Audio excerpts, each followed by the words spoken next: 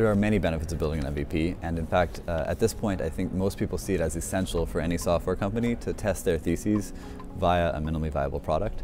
The benefits include the fact that you won't have to spend significant amounts of money until you know that there is a market for them. The fact that it'll be validating theses that are core to your company and eliminating the risks associated with the uncertainty that inevitably surrounds a small startup.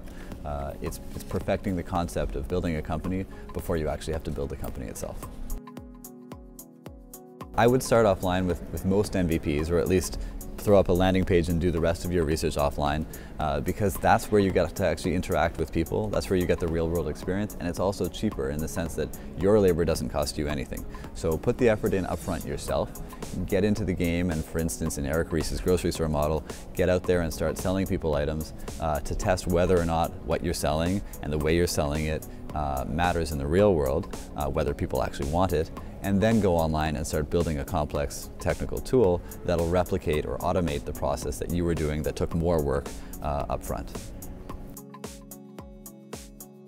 A/B testing is really fundamental to MVPs in general because it allows you to validate cheaply and quickly. It's a great example of how software and the internet have basically sped up the process of interacting with customers to test your theses.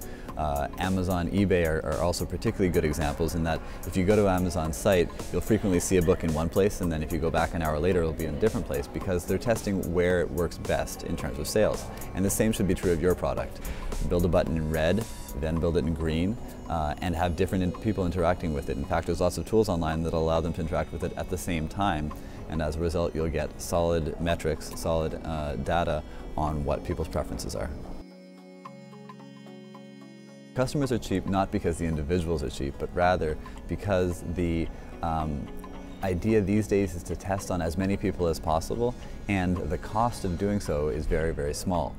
It doesn't cost a lot to put a website up and to have a lot of people click on the website or look at it, and it's also really cheap to have individuals interact with that website, even to purchase sort of small items or to donate on Kickstarter.